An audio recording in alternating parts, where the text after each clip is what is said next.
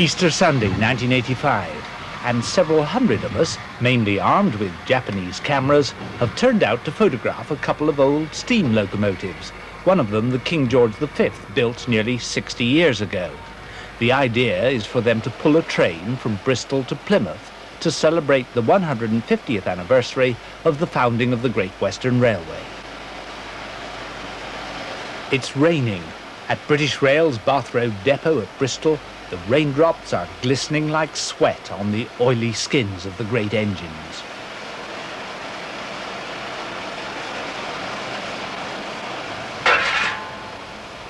Fire and water and steel combined in an elemental expression of national achievement.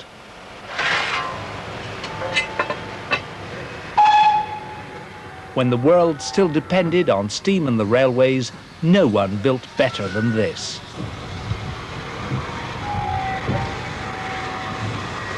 The GWR grew out of the vision of one man, a vision of a level, broad gauge link between London and Bristol.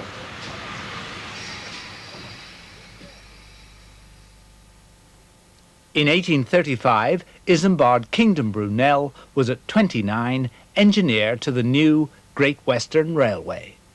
The railway is now in progress. I am their engineer to the finest work in England. A handsome salary, £2,000 a year, on excellent terms with my directors, and all going smoothly. What wasn't going smoothly was the locomotives. Brunel, brilliant as a civil engineer, was having less success as a locomotive designer. He badly needed someone else who could do it better. At the age of 20, Daniel Gooch applied for the job.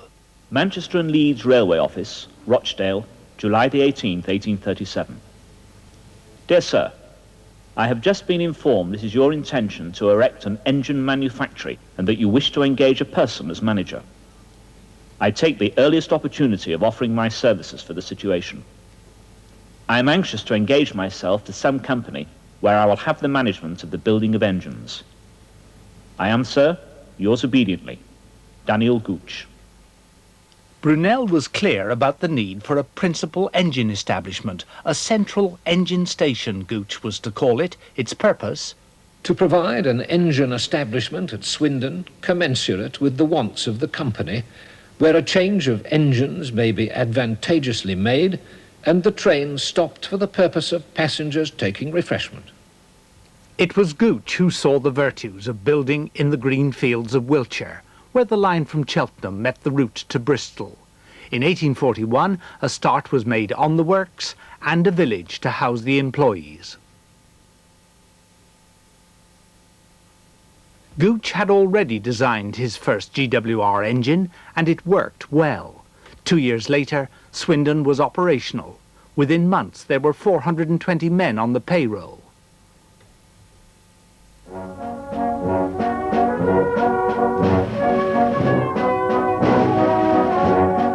In 1985, the celebration of the 150th anniversary of the beginning of all this was a reminder of what exciting times they were.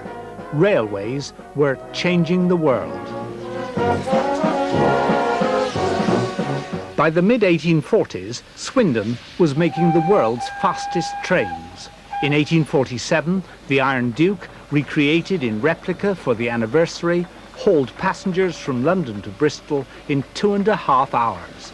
In another 2 hours, the traveller could reach Exeter. At Swindon, passengers were given 10 whole minutes to spend their money in the refreshment room.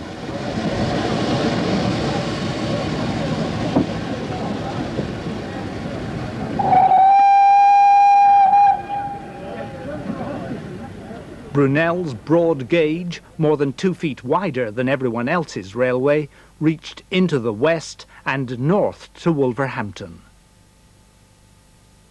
The Swindon Works was by then employing 1,800 people. Most were to lose their jobs by the end of that year. Sudden redundancy isn't new, but eventually Swindon became one of the largest railway factories in Europe with 14,000 people on the payroll. If the spirit of the Great Western Railway still survived, it would surely be here, and that was what I was looking for.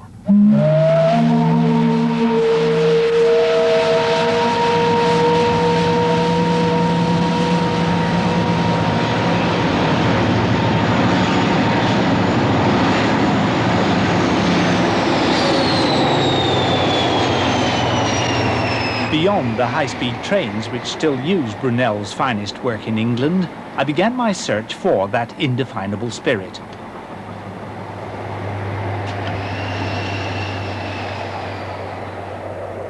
The main offices with their reminders over the door of Swindon's earliest years, the offices used by the great Swindon engineers. William Dean, in charge when the broad gauge was scrapped, his Agamemnon, one of the most elegant of Swindon products. George Jackson Churchward, who succeeded him. His Evening Star, built in 1907, is said to have been his masterpiece. Churchward's boilers, they say, influenced the whole world of locomotive engineering. And C.B. Collett, who followed Churchward, and whose reign at Swindon saw the creation of the legendary Castles and Kings. My search, then, began with a call on the head of personnel at Swindon, very much a man with GWR roots. Ah, you must be Alan Martin. Alan Martin's memories of the Swindon works go back to the early 1940s, the war years. But he'd found for me a guide whose family association with the place went back even further, Ted Jeffries. Ted, would you come in, please? Alan's family is pure Great Western on both sides. He started in 1943 as a very junior clerk on less than £1 a week. They were hectic days. Yes, we were doing our normal workload at that time, and the workers were working 12 hours a day, 7 days a week, and that included bank holidays and usually at Christmas as well. And a lot of the workshops given over to, as you say, Yes, yes, or part of the workshops, yes. Ah, here it must be Ted. Ah, yes, this is Ted. Ted, this is Mr. Brown from the BBC. He's looking for the spirit of the GWR. Follow me, let's see if we can find out. Ted, I'll follow you. Thank you, Mr. Martin. Right over.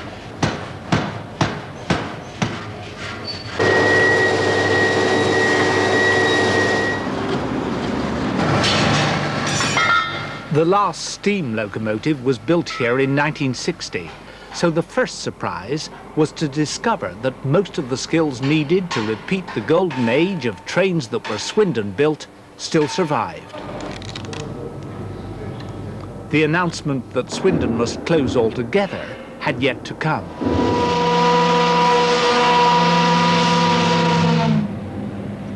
Outside, there's a new Swindon, owing nothing to the railway. But the memory of an all-powerful GWR is still rooted in the way Ted Jeffries views the town.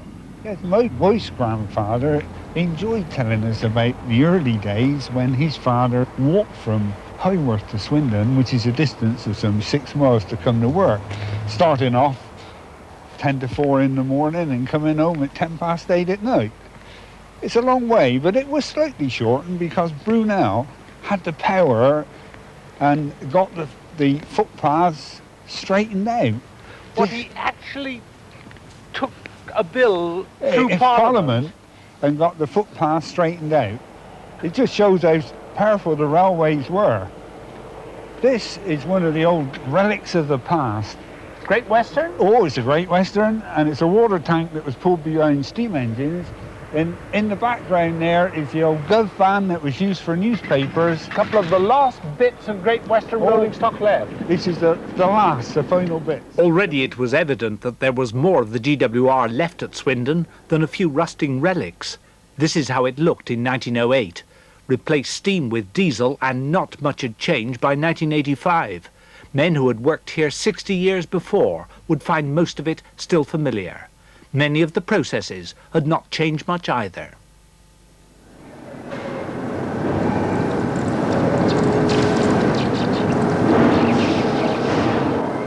Once there were 3 foundries in the Swindon works. The one that remains is to survive, making non-ferrous bits and pieces for British Rail.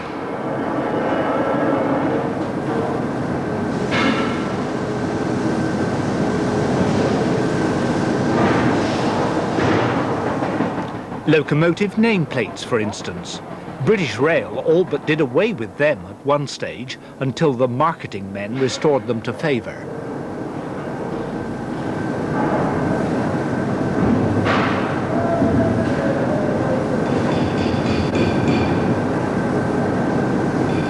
Hundreds of foundries in Britain have closed in the past few years. Along with the rest of the Swindon works, this one was due to close too. Then it was reprieved. So, here at least, the foundry men can go on applying their ancient skills, working up a thirst, and making their ironic comment on a changing world.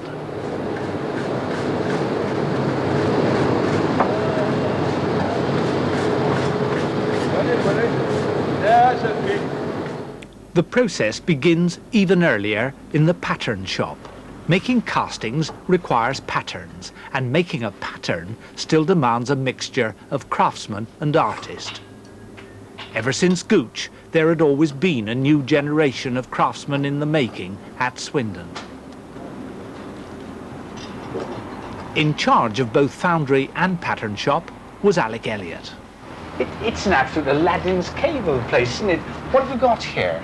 Well, we've got about 19,000 different patterns for non-ferrous details. For instance, this, I mean, there's a... What, that's a door handle? That's a door handle, cast in yellow brass. All the non-ferrous bits and letters. Oh, that's letters of a nameplate? A nameplate, yes. So the old GWR type letters. So you've got all the non-ferrous bits that are currently being used by British Rail? That's right, yes. And they're used in our foundry, of course.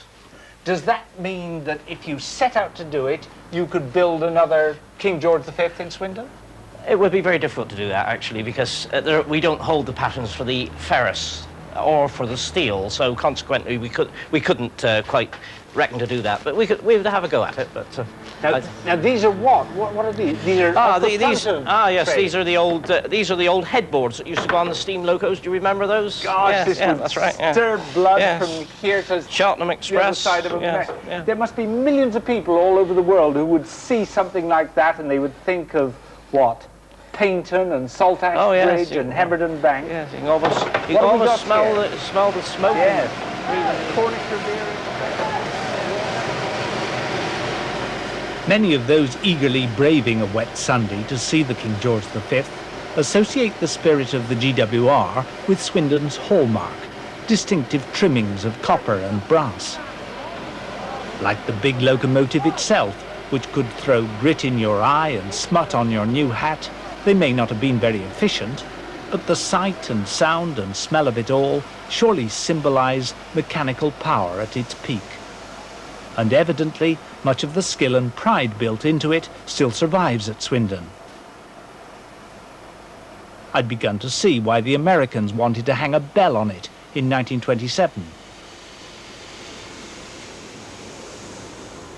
As for skill, imagine taking a sheet of metal and a soldering iron and making a tail lamp.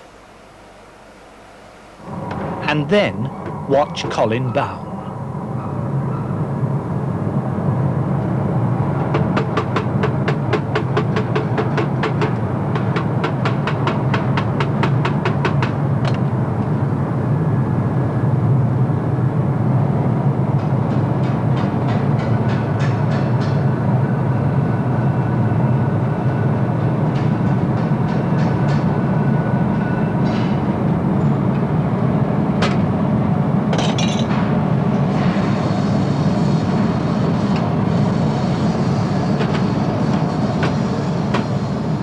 Not the sort of thing that will help us keep up with those clever Japanese, you may think.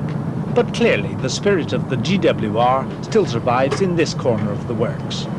Oil-burning tail lamps. Why should anybody be making those in, what, 1985? Well, presumably because they haven't found anything better yet. I should think so. I don't really know. Do you remember making these for the Great Western? Yes, when I was an apprentice, I worked on lamps in those days. Has the pattern changed since then? Very, very slightly. There's a few alterations, structural-wise, but what's altered most is that we do more spot welding these days than we did in those days with all soldering. Do you remember doing things for the old steam engines? Oh, yes. So what sort of thing? One of the things that sticks out in my mind is on the nameplates. One of our jobs as apprentices was to put the brass beading that went completely round the shape of the nameplate, and that was soldered on, and I was to scrape the solder off after we'd finished, which was a laborious job. And all sorts of things on steam locos. Great sense of pride in that, because you must have thought gosh, think of all those train spotters who are going to be collecting names like this. I mean, a lot of them are now collector's items, aren't they? The nameplates themselves, yeah, but in those days you just don't think that way. I mean, you're just proud to be doing the job because it's a family tradition. We made all the chimney tops and brass safety valve covers. Now, they were a sort of GWR trademark, weren't they? They were a distinctive feature of the Great Western locomotives. But weren't they also a sort of apprentice's job? Yes, apprentice did nothing else but the copper tops and the valve covers. How long did that training take?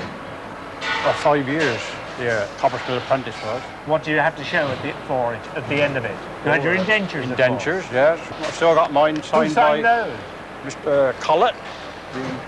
And my father's also have signed by Mr. Churchward. It's very much a family tradition in your case, is it? Yes, my father worked for the Great Western all his life, and my grandfather before him. Were you born in Swindon? I was born in the railway village itself, in Balthalton Street, so it is GWR stamped on me. Look marvellous on an afternoon like this. Oh, certainly do. Presumably they were pretty basic when they were built. Well, they were basic, but for the times they were very modern. My guide was Alan Peck, engineer and author of the standard history of the GWR at Swindon, another lifetime railway man. They didn't have running water for 20 years, although there were standpipes for canal water in the streets.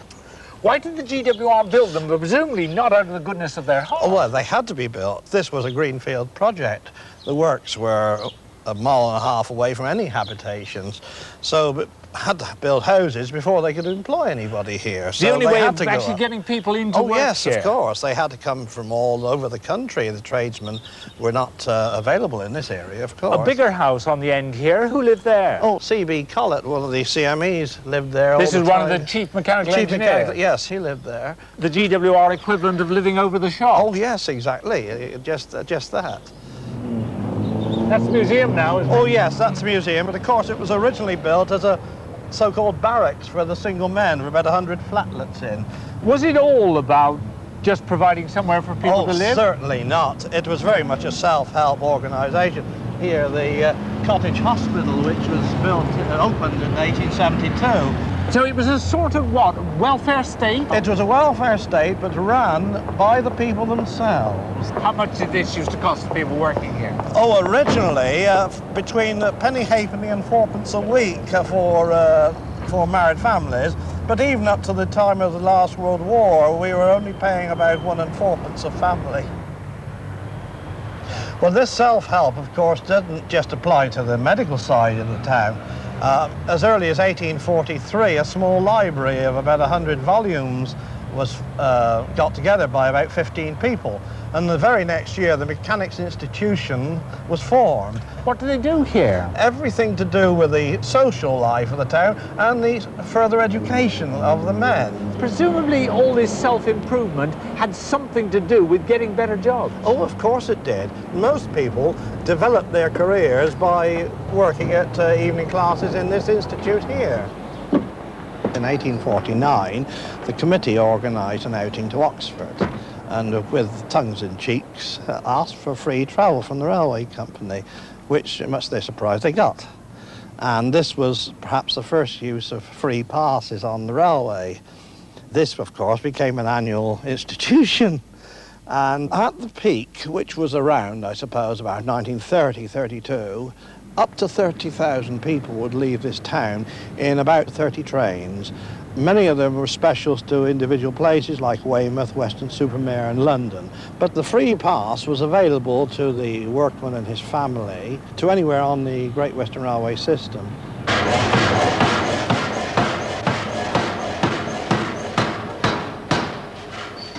That annual trip was welcome relief from this sort of work, operating a £1,000 drop hammer. Chippy Taylor, a blacksmith for 35 years, is, in his way, an artist. Having heated a billet of steel, he's now going to make a stanchion out of it for a railway wagon. He shapes the stanchion, adjusting the pressure of the hammer with his foot, instinctively coordinating hand and eye, in an operation that's a lot more delicate than it looks. As the metal cools, it gets harder to shape. With an apprentice as his second pair of hands, he's working against time. Legend has it that it was the test of an apprentice to do this with his watch, without breaking it. These, I suppose, would have been made in the blacksmith shop here. All the lot. In fact, every apprentice must make his own tools. He would make all the tongs that's required for his job, and if he gets a specialist job, he would have to design and make the tongs to suit that job. So these are tongs, must have been other tools as well. Oh yes, swages, flats at the back. He must make everything to suit the job that he's going to do. If All he of can't that make he them, learned to make in the 5 years in that his he- apprenticeship. Yeah. Easy to argue, of course, that a 5 years apprenticeship doesn't make much sense in the Britain of the 80s. But I'd already met men who told me that a Swindon training was once the guarantee of a job almost anywhere.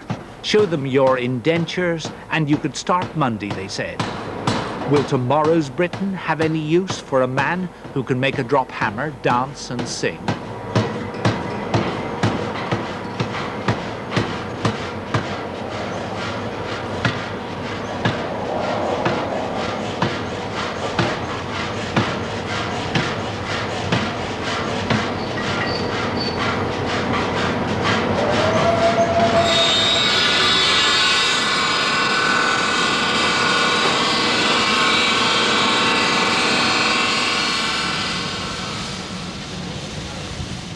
The King George V was created for a world where neither railways nor good blacksmiths need doubt that they were needed. In August 1927, the first of Swindon's new kings went to America for the Baltimore and Ohio exhibition. The visit was a huge success. Britain's engineering skills seemed confirmed beyond argument. Railway enthusiasts, of course, know all about that American triumph. That's one reason why they were getting wet on Easter Sunday. Whatever else the letters GWR evoke, they surely include some assurance about a past with values yet to be challenged, about craftsmanship, of machines made to last, and timetables not easily broken. An assurance that today's nostalgia is more than just a way of healing our memories.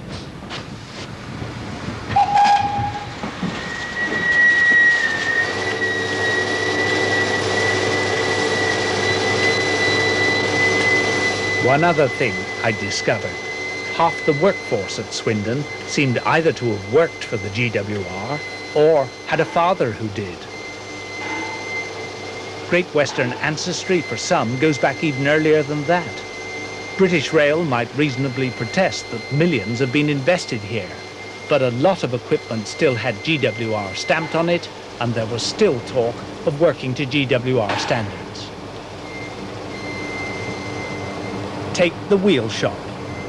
There are, of course, a lot of wheels on a train, and they all wear out. Railway wheels have tires, steel tires. Here they're replacing an old tire and fitting a new one. Heat the old one so that it expands, cool the rest of the wheel, and the tire comes off.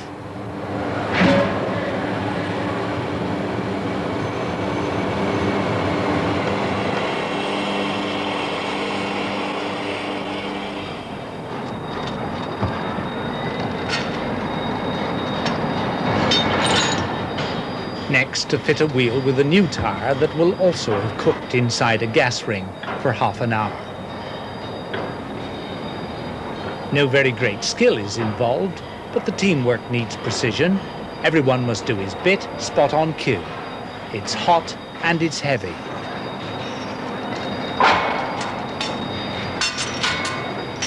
Similar teams have been doing much the same thing since Brunel's day.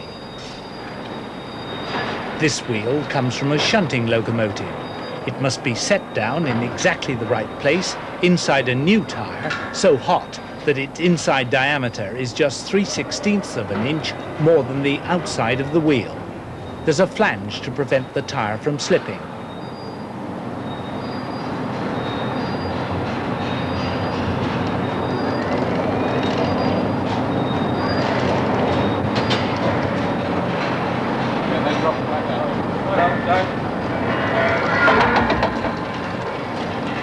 Afterwards, both will be left 16 hours to cool.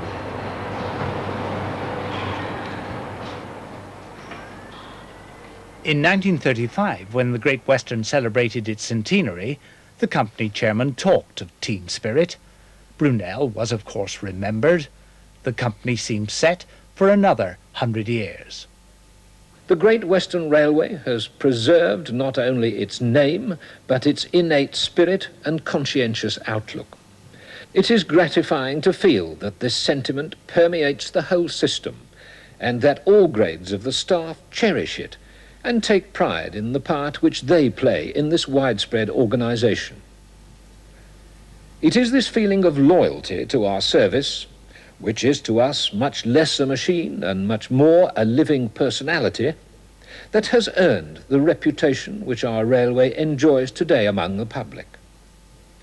We, within our community, celebrate its 100th birthday with affection, and with an emotion charged with an ardent desire that it should flourish into far distant years, renewing its youth and its vigour at each successive stage of its progress. The end was nearer than he thought. In 1948, the GWR was nationalised.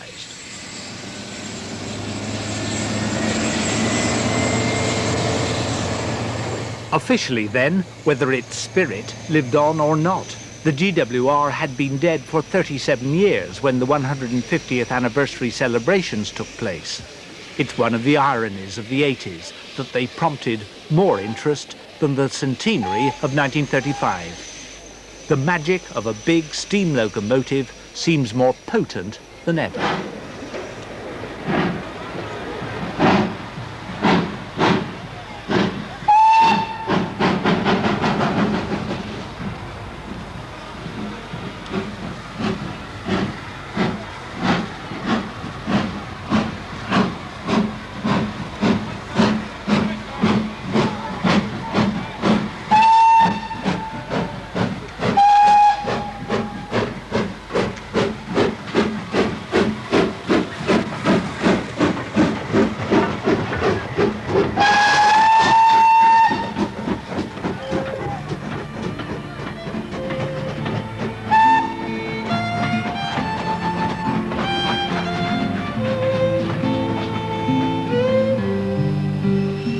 We filmed for 3 days in May, not knowing that the following week British Rail Engineering would announce the closure of the Swindon works by March 1986.